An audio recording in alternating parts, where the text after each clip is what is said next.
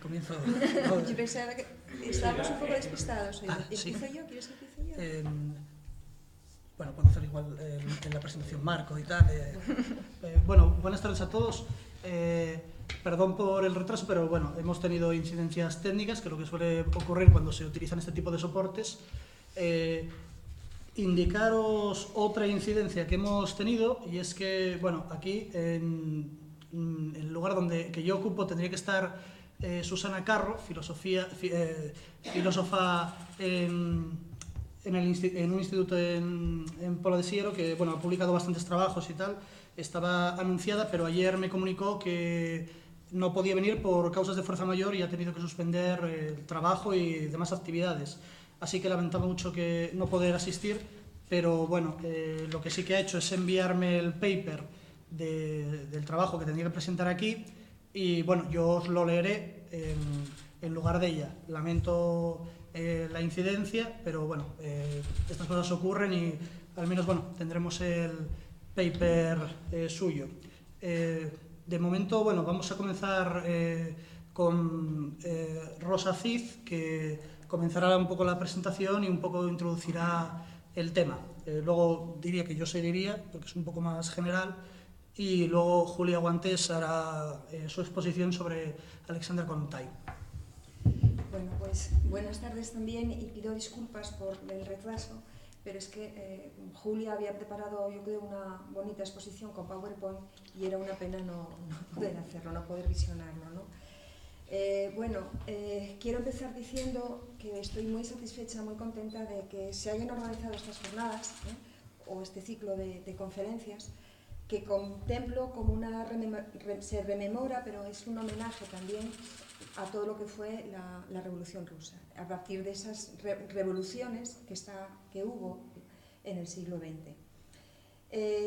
Quiero además también dar la enhorabuena porque en este ciclo, que son muchas conferencias, se haya dejado un hueco a una figura que yo creo que no ha sido en absoluto considerada, sobre todo desde el campo de la historia, que es el campo que más conozco, pero incluso a lo mejor desde el propio campo de lo que serían movimientos progresistas.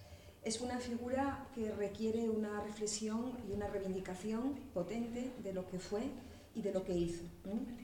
Entonces, Alexandra Kollontai, que sea objeto de conferencias individualizadas, me parece que también refleja la sensibilidad de los organizadores sobre esta temática y sobre lo que fue esta mujer. Creo que a Alexandra Kollontai habría que destacarla, primero, reconocer desde el campo de la historia la escasa atención que se le ha prestado. Y es un personaje realmente interesante, y se le conoce muy poco. Puedo dar fe de que cuando estábamos preparando esta conferencia, no la ha preparado Julia, pero estábamos las dos mirando bibliografía, y es que había muy poca. Realmente es sorprendente que sobre un personaje como Alexandra Kollontai todavía no haya suscitado atención ni de historiadores ni de historiadoras, y sobre todo me preocupa más que desde el campo de los estudios de las mujeres. De verdad que es un hándicap fuerte. Pero al margen de esta cuestión, con lo cual es más difícil reconstruir su biografía, salvo cuestiones que puedan ser ya excesivamente conocidas, creo que de Alexandra Kollontai hay que destacar dos aspectos fundamentales. Fue feminista y fue revolucionaria. Es decir, que eso es muy importante destacarlo.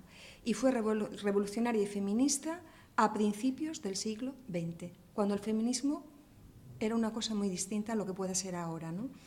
Y en una revolución que, si destacamos nombres, casi siempre los nombres son varones, es decir, apenas hay presencia femenina. Bueno, está Clara Zetkin, está Rosa Luxemburgo, y luego, casi un poco pequeñita, Alexandra Kollontai. ¿Es verdad o no es verdad? Y yo creo que es una figura que es un gigante también, hay que pensarlo en esos términos. A mí me parece que estas figuras que surgen a nivel individual es también por ese ambiente social que las propicia. Y... No te alejes del micro, es que los de atrás no te oyen. Ah, que no me oyen, perdón. Yo pensé que retumbaba la voz. Indagando un poco en lo que fue la historia de Rusia antes de ser la URSS, en el año 1917, hay muchos movimientos de mujeres. Es sorprendente. Es muy sorprendente que todo esto no haya sido visto como se tiene que ver desde el campo de la historia. Aquí, en este ambiente, no creo que haga falta recordar lo que fueron los sucesos de febrero antes de la Revolución de Octubre. Bueno, pues el episodio de la Revolución del 23 de febrero se inicia con un motín de mujeres, que empiezan las mujeres, que están hartas de la situación que propicia la guerra. Alessandra Kollontai es una mujer que llega al feminismo también, como muchas mujeres de principios del siglo XX, de la Rusia zarista, pero también de otros países europeos, por la guerra, por esa gran guerra, por esa terrible guerra. Entonces, estas mujeres reaccionan y lo que piden es pan. Piden pan porque los precios son muy altos y las familias están muriendo de hambre. Y van a una fábrica donde se está haciendo el armamento para continuar esa guerra, para evitar que se siga haciendo ese armamento.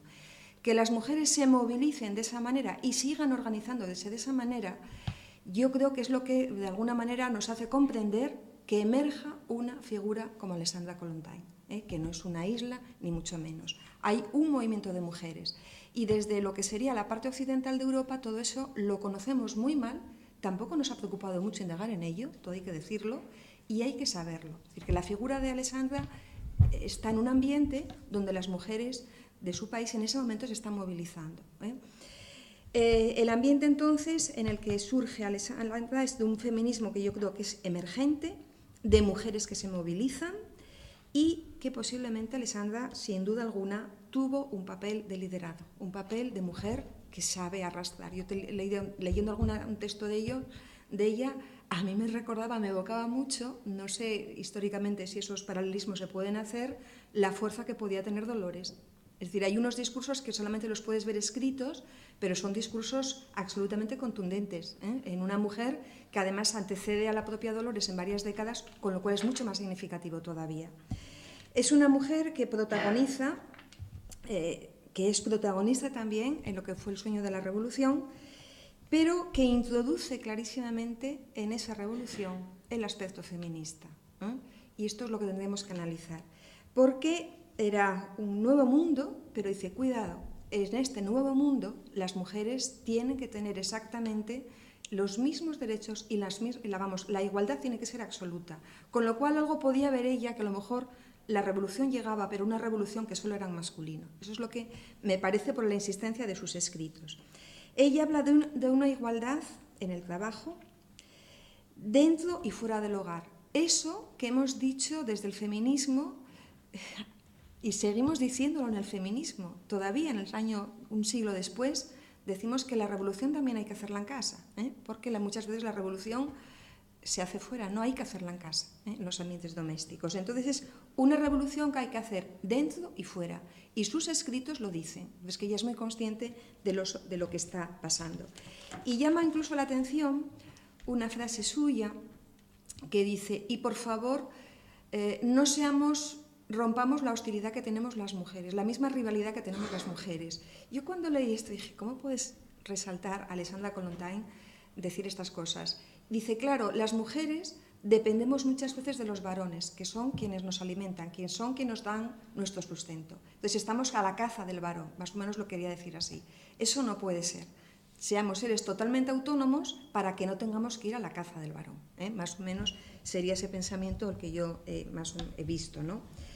La biografía de esta mujer, yo creo que, insisto, es intensa, es una vida, no sé si apasionante, porque tuvo momentos muy duros, pero es una vida interesante, como ejemplo de lo que pudo ser vivir en femenino, un proceso que en su momento tuvo que ser realmente de sueños, de utopías, aunque yo creo que en su biografía hay que ver las luces y las sombras también.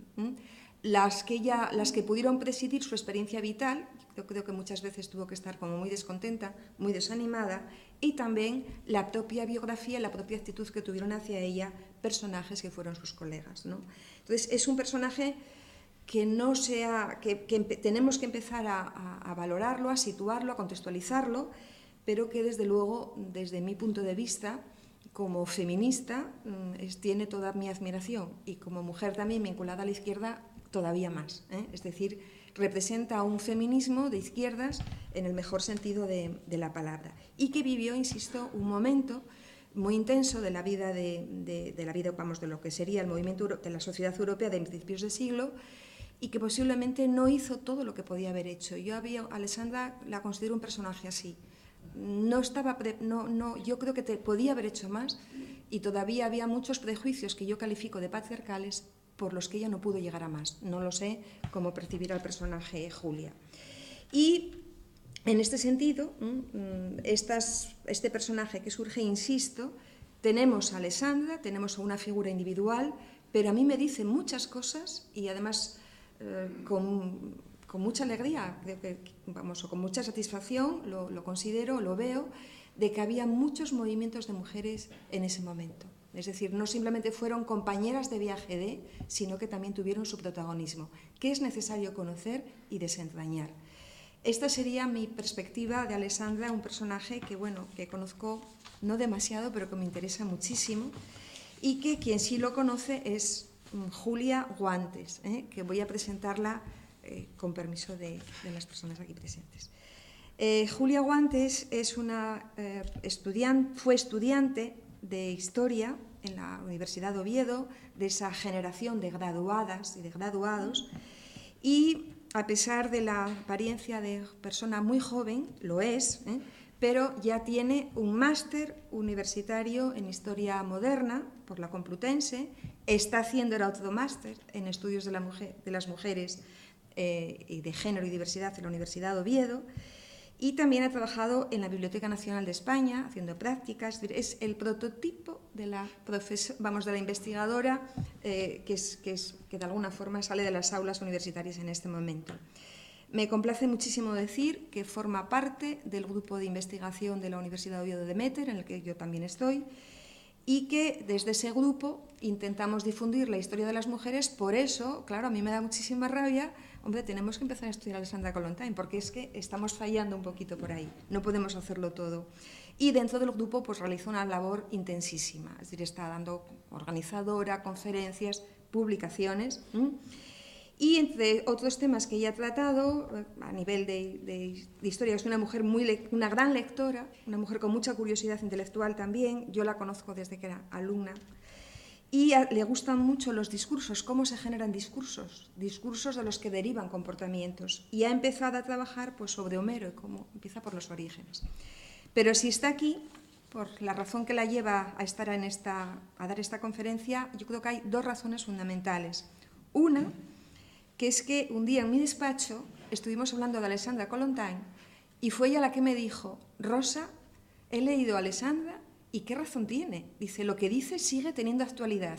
Que me lo dijera en el año, hace poco tiempo, una joven estudiante, me sorprendió. Me sorprendió muchísimo, porque los vientos en la universidad van por otra dirección ahora mismo. Entonces eso me sorprendió mucho de lo que podía ser Julia, y de su sensibilidad para muchas cosas.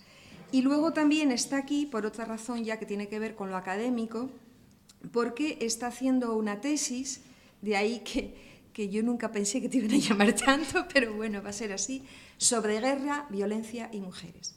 Julia empezó a trabajar y empezó a darse cuenta de que efectivamente la guerra afecta a todos los seres humanos, pero la guerra se vive de forma distinta si eres mujer. Como víctima de la guerra no es lo mismo ser mujer que ser varón, o pertenecer a la población infantil. Entonces ha empezado una tesis que yo creo que va a ser muy interesante, y claro, desde la guerra ha llegado Alessandra Kollontai, porque Alessandra Kollontai empieza, yo creo, uno de los elementos fundamentales de su feminismo y de su movilización de las mujeres es para decir no a la guerra.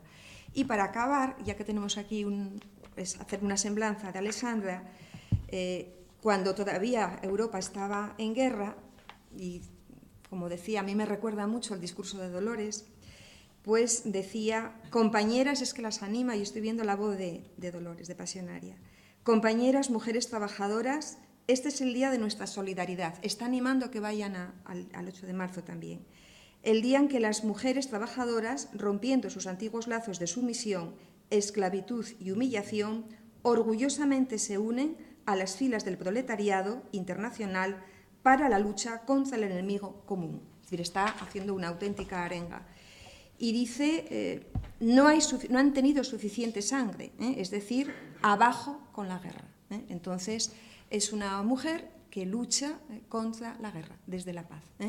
Y que en ese movimiento que hay antibelicista da lugar a la aparición de un feminismo ruso en ese momento y que de alguna manera lideró Alexandra Kollontai. La paz es un ideal femenino por excelencia. Y nada más, Julia, cuando quieras puedes hablar. Ya te...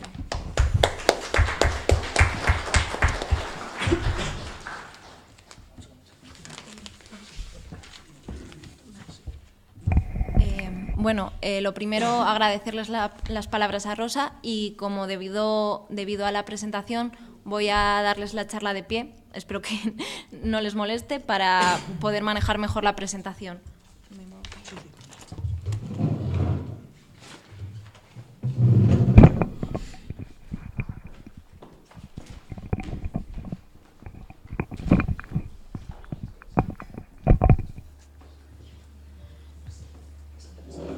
¿Aquí se ve bien? Vale. Bueno, espero hablar lo suficientemente alto para que se me escuche bien, pero si no se me oye, por favor.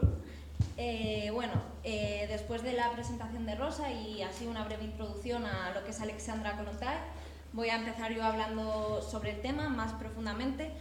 Obviamente la conferencia estaba pensada para complementarse con la de la otra ponente, pero bueno, intentaremos hacer lo que se pueda.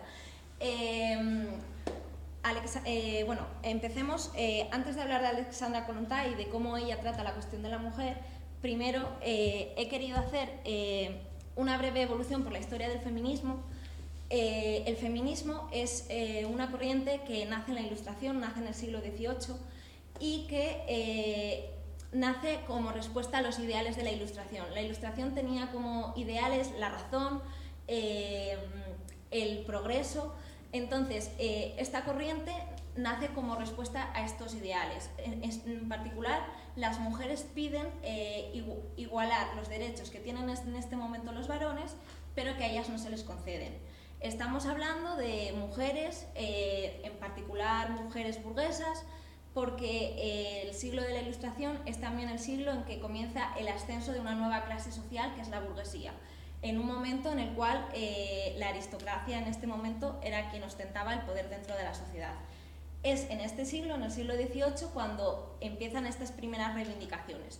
Bueno, ¿qué pasaba con estas mujeres? Las mujeres del siglo XVIII estaban sometidas a la subordinación masculina. ¿Por qué? Bueno, se tenía como ideal, aquí cito a Rousseau, que es uno de los máximos exponentes en la Revolución, cómo existe una desigualdad natural, una desigualdad sexual, por la cual la mujer es inferior al hombre y se la encaja en el espacio privado, en el ámbito familiar. En cambio, el hombre es el que ocupa la esfera pública. Esta división quiere decir que en un momento en el que se produce la Revolución Francesa, en el que se da el cambio de ser súbditos a ciudadanos, las mujeres no son ciudadanas. Las mujeres son consideradas como el ángel del hogar, como las madres de los ciudadanos y no son recogidas en la primera Declaración de Derechos, que de hecho se titula Declaración de Derechos del Hombre y del Ciudadano. Como respuesta a esto, tienen lugar las primeras reivindicaciones. He considerado citar a Olympe de Gouges y a Mary Wollstonecraft porque son dos de las primeras figuras en este siglo. Olympe de Gouges destaca su obra que responde a la Declaración de Derechos del Hombre y del Ciudadano con la Declaración de Derechos de la Mujer y la Ciudadana. En ella critica todo lo expuesto por esta primera declaración. Y además, por ejemplo, aquí pueden ver un fragmento de la declaración que me pareció destacable, pero además, por ejemplo, uno de los aspectos que critica es que se habla de humanidad refiriéndose al hombre y no de humanidad refiriéndose también a la mujer. Además está Mary Wollstonecraft. ¿Qué pasa con Mary Wollstonecraft? Ella es una mujer inglesa que en su obra recoge lo que son los debates del momento, pero además de recogerlos, le da un tinte distinto a Olympe de Gouges, que no solo son reivindicaciones políticas, sino de tipo moral. Ella lo que afirma es que si las mujeres tienen unos comportamientos que tienen, se aduce de ellas que son más débiles que el hombre, que son más vanidosas. Todos estos comportamientos que se suele decir que son femeninos no son reales. Se habla de ellos como naturales, pero realmente son construcciones sociales. Entonces, estas serían las dos figuras principales del siglo XVIII. Bueno, aquí utilizo el término de primera ola de feminismo, que también incluiría lo anterior. Es un nombre que se le da en los estudios feministas para dividir las etapas que ha vivido el movimiento feminista. Entonces, esta primera ola del feminismo, además de incluir las autoras anteriores, incluye otros momentos. Por ejemplo, en Estados Unidos da paso Francia, después de la Revolución Francesa, a Estados Unidos. Todas las reivindicaciones de las francesas realmente no tienen lugar, no se llegan a la práctica. Por lo tanto, en Estados Unidos sí se consigue más. Porque, en primer lugar, porque el movimiento feminista en Estados Unidos se apoya de otros movimientos, como es el abolicionista y la reforma social. Lo único que estos movimientos no casan entre ellos porque tienen divergencias políticas, quieren los mismos objetivos, pero no de las mismas formas. Entonces, en 1840, definitivamente, el movimiento feminista se separa en concreto del abolicionista, y se forma la primera convención de mujeres, que es la convención de Seneca Falls. En esta convención tiene lugar una declaración que se denomina la Declaración de Sentimientos, en la cual se recogen todas las reivindicaciones de las mujeres estadounidenses. Se critica que las mujeres estadounidenses no pueden abrir una cuenta corriente, que no pueden abrir un negocio, que no pueden tener acceso al voto, un montón de cuestiones. Además de estas cuestiones, he destacado a Sojourner Truth, que es una esclava liberta que incluye por primera vez dentro del movimiento feminista una intersección entre raza y género. Esto quiere decir que en el movimiento feminista ven como, por ejemplo, la mujer negra, además de ser mujer, también está oprimida en razón de su raza. ¿Qué pasa mientras tanto en Inglaterra? Ya entramos en principios del 20. El movimiento sufragista en Inglaterra tiene mucha fuerza. De hecho, distingo entre sufragistas y sufragettes, que el movimiento sufragista en Inglaterra lo que quería era obviamente conseguir el voto, pero para conseguirlo había dos corrientes que, aunque tenían el mismo fin político, lo veían de distinta forma. Por un lado, las sufragistas querían conseguirlo de una forma parlamentaria, a través de la aprobación en la Cámara, mientras que las sufragettes querían conseguirlo a través de una forma violenta. Primero, por ejemplo, boicoteando propiedades privadas, después en el boicot a mítines políticos. Entonces destacaron bastante. ¿Qué pasa en este momento? Llega la Primera Guerra Mundial y el movimiento sufragista se para. Entonces las mujeres sufragistas se vuelcan totalmente en el apoyo a la guerra, en el apoyo a la unidad nacional. Entonces, cuando pasa la Primera Guerra Mundial, en la gran mayoría de países europeos, no en todos, se concede finalmente el sufragio femenino. ¿Qué podemos ver en esta tabla? Bueno, primero el estado de Wyoming, que es muy temprano. Luego, por ejemplo, pues tenemos a Dinamarca, Austria, Luxemburgo. No he reflejado a la URSS, que la URSS concede el sufragio femenino en 1917, porque el que la URSS conceda el sufragio femenino no es por las reivindicaciones de las sufragistas, sino porque considera al sufragio femenino como una de las necesidades del movimiento obrero.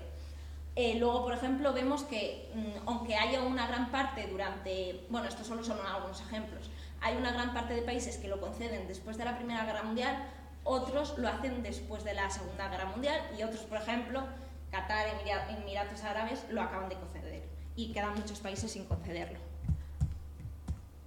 Después, bueno, esta ha sido una pequeña visión de lo que es la historia del feminismo hasta la Primera Guerra Mundial, que sería el contexto en el que se mueve Alexandra Kollontai. Pero una cosa es el movimiento feminista, y aquí voy a discrepar un poco de Rosa, pero porque yo creo que todo discípulo tiene que discrepar un poco con su maestro, de que si bien está el feminismo, también el marxismo tiene mucho que aportar sobre la cuestión de la mujer. He querido destacar a 3 autores principales, aquí a Engels en primer lugar, porque Engels publica en El origen de la familia y la propiedad privada y el Estado, da respuesta a por qué la mujer está oprimida. ¿Por qué está la mujer oprimida? Bueno, Engels realiza todo un estudio sociológico basándose en la crítica a otros autores, en el cual cuando una comunidad humana, una comunidad social, comienza su andadura en el terreno sociológico, la primera diferencia que existe es la diferencia sexual. Esta diferencia sexual viene determinada por lo biológico, eso, bueno, es obvio. Pero ¿qué pasa? Esta primera diferencia a priori no tendría por qué significar una subordinación de un sexo a otro, pero se acaba convirtiendo. ¿Por qué pasa esto? Bueno, primero, el trabajo para facilitar la producción, para facilitar, digamos, para facilitar que una comunidad prospere, el trabajo se divide. Se divide en función de las tareas, es decir, lo que va a fomentar que la productividad sea mayor. Primero, esta división se hace sexualmente, pero únicamente en favor de que beneficie al grupo social. ¿Qué pasa? Que a medida que este grupo progresa, la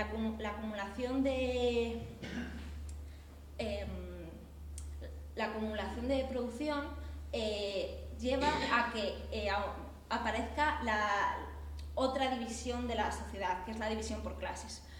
¿Qué pasa con ella? Que totalmente se abandona la división biológica que había perdurado hasta el momento y se incluye dentro de esa división en clases. ¿Qué quiere decir?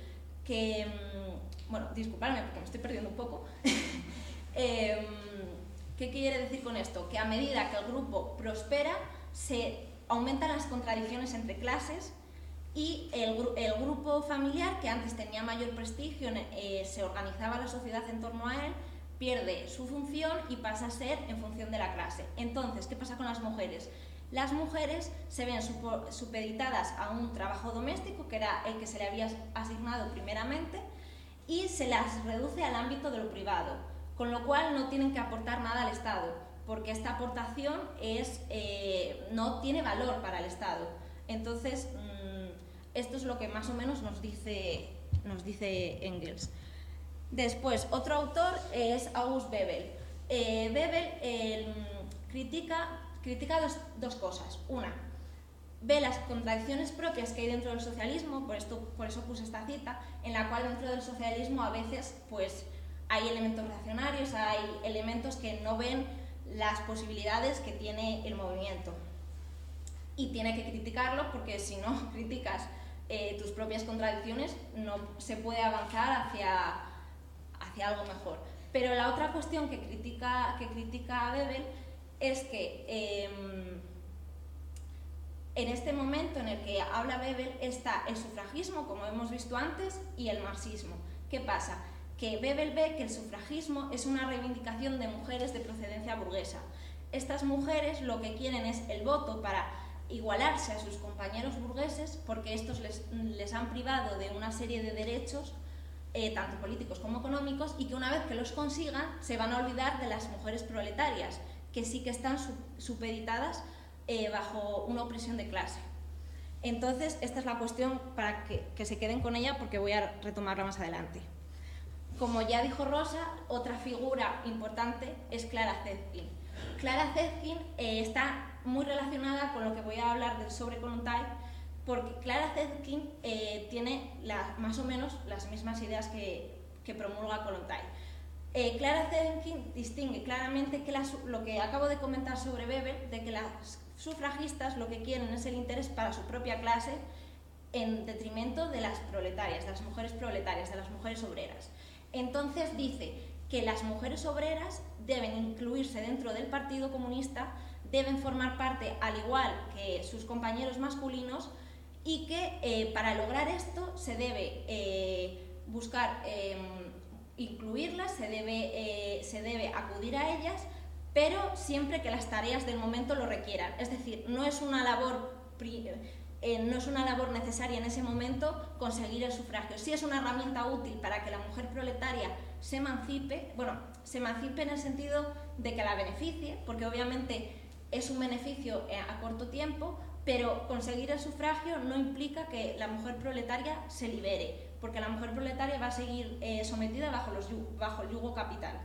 Entonces, más o menos, obviamente Clara Zetkin habla de muchísimas más cosas, pero como ya dijo Rosa, he mencionado 4 aspectos biográficos de Alexandra Kollontai.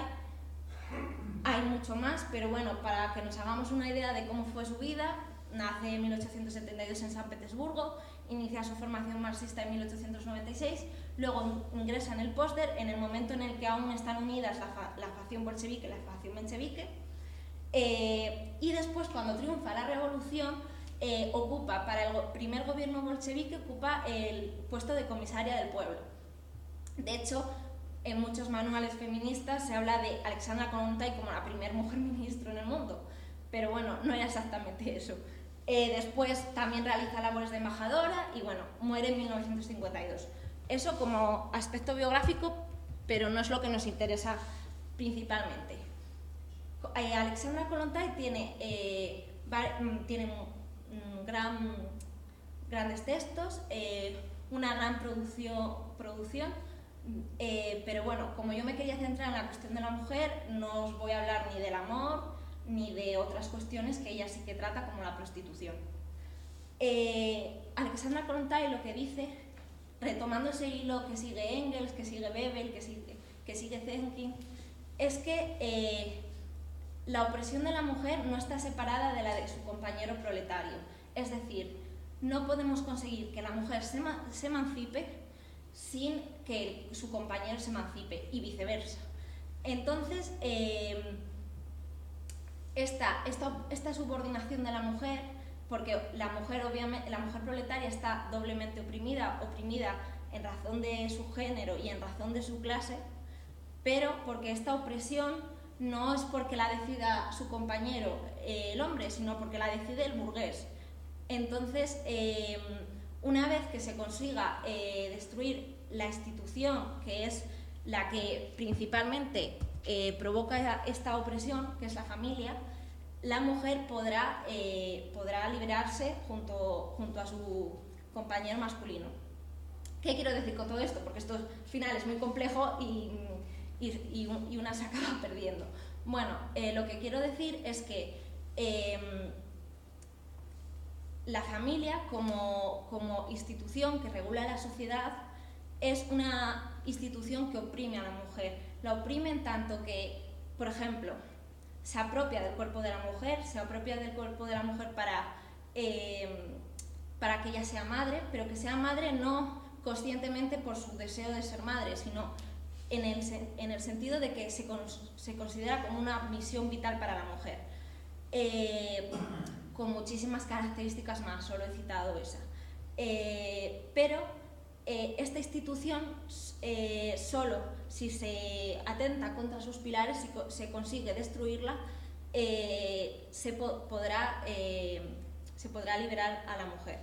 No sé si lo dejo muy claro, pero espero que si tienen preguntas me pregunten. ¿Cuál es el medio para lograr destruir la institución familiar, para que la mujer se emancipe? Porque todo esto es muy abstracto. Bueno, el medio para que la mujer se emancipe es el partido.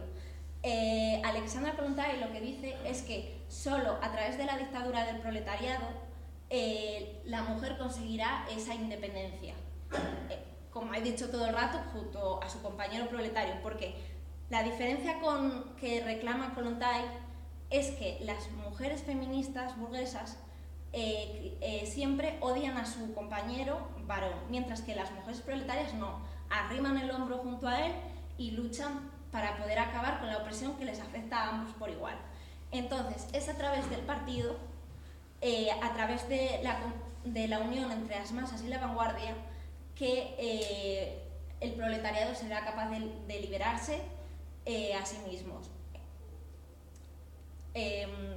Bueno, me estaba confundiendo yo de diapositiva. Todo esto tiene que ver con que en el momento en el que está Alexandra Kollontai surge un nuevo tipo de partido, que es el partido de nuevo tipo, partido leninista, que es el que propone Lenin. Hasta el momento, hasta la Segunda Internacional, se daba un tipo de partido comunista que se basaba en la organización únicamente de la vanguardia. Pero Lenin lo que propone es un partido que une a las masas y a la vanguardia. ¿Qué quiere decir con esto?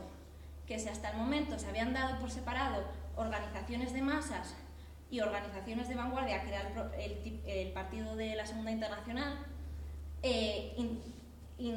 implican a las dos. Entonces, para poneros un ejemplo, Kollontai en 1907, con otras mujeres del Póster, cuando aún no se había separado la facción menchevique y la facción bolchevique, crean una organización que se llama la Asociación Mutua de Ayuda para las Mujeres, con el objetivo de realizar propaganda para atraer a las mujeres hacia el comunismo, a las mujeres proletarias, y alejarlas del feminismo. Entonces, esta organización es una organización de masas, simplemente llama a la propaganda y únicamente a eso. Es una organización de tipo temporal, digamos, por decirlo así de alguna forma. En cambio, lo que quiere el partido de nuevo tipo, el partido leninista, es acabar con estas organizaciones e incluir a las masas dentro de su partido. Que no haya diferencias entre hombres y mujeres dentro del partido, que haya una igualdad entre ambos y que las mujeres no estén subordinadas a sus compañeros, que no haya organizaciones separadas. Entonces, más o menos, eso es lo que dice Alexandra Kollontai sobre la cuestión de la mujer. Después de todo esto, porque la verdad es un tema bastante confuso, es intenso, porque además sigue una línea de razonamiento bastante abstracta y que yo creo que me expreso bastante mal, así que pido que me disculpen. Podemos, digamos, para acabar, ver que Alexandra Kollontai sí es una revolucionaria al servicio del Partido Comunista, al servicio en este momento, en 1917, de la revolución, que quiere incluir a la mujer dentro de esa revolución porque la mujer es tan proletaria como el hombre, y sin la mujer no habrá ninguna posibilidad de realizar una sociedad comunista. Entonces, para lograr eso hay que conseguir emancipar a la mujer y librarla de todas las cadenas que la atan a la sociedad del momento. Y nada más.